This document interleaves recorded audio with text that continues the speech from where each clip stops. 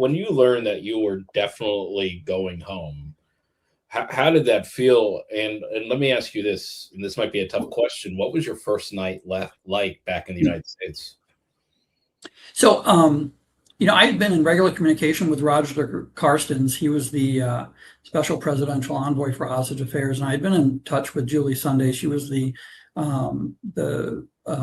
counterpart in Canada. I spoke to the people in England and in Ireland, and I had some idea that things were working. I had actually had 3 phone calls, kind of long-winded phone calls with the Secretary of State, Antony Blinken, and I was being reassured that everything was being done, and there were some telltale signs of progress, and they were telling me things that I knew meant that they were getting close to a deal and that I would go home soon.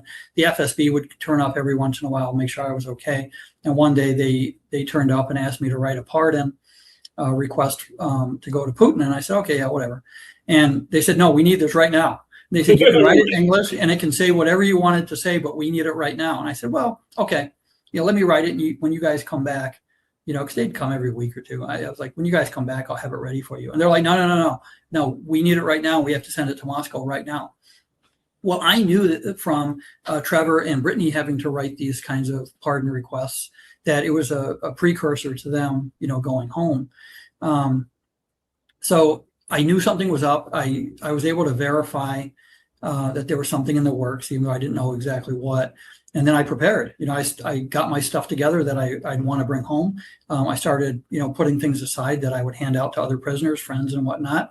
And I just waited. And then one morning they called and said, "Hey, get all your stuff together. You're leaving." That must be such a feeling.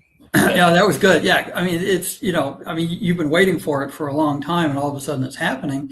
Yeah. And I was prepared, which was good. So I had my stuff together. I handed out stuff to the other prisoners and whatever. Mainly Tajiks and Uzbeks and some others, a couple Russians and Ukrainians, some Africans and whatnot.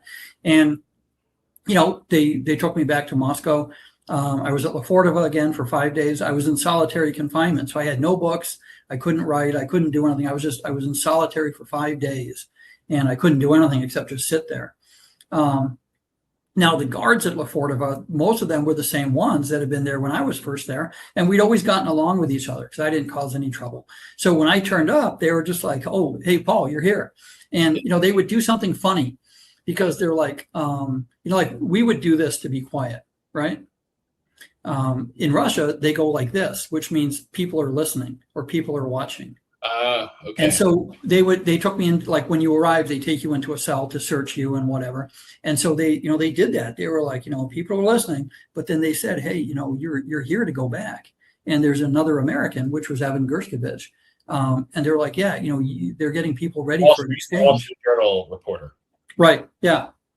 So I had an inkling that, I wasn't just being brought back to Moscow for something silly, that they were actually going to get us out of there. And, the guards were, they were pleased to see me. It's kind of funny. It's when odd though, right? You sort of get to know the people imprisoning you on a personal level. It was a year and a half, and some of them spoke a little bit of English that they'd learned in school, and they were laughing at the prison Russian that I'd picked up in Mordovia. Then we all got on a bus. We went to a plane. We got on a plane and we flew to Turkey. In Turkey, it was kind of interesting what they did.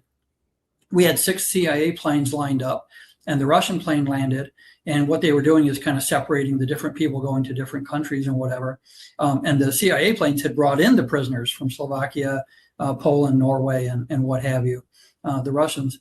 And what we did is Evan, Alsu, and I left the plane and went to a minibus, like not a minivan, but a minibus, like a shuttle bus, like you'd have at the airport for car rental. And we got on with the FSB. Then the CIA guys came, and when they were outside the bus, the FSB got off the bus and the CIA got on. And so that's how they did the exchange. And then, once the FSB guys had all their Russian citizens and they'd gotten on the planes to go back to, wherever, we then got on our planes. And so there was a CIA plane that went back to Germany, and I think one went to Poland. And then, Evan, Alsu, and I got on the CIA plane with the CIA guys and some guys from Spiha and the U.S. Marshals that had the air marshals that had brought over the prisoners from the different countries. And then we headed home.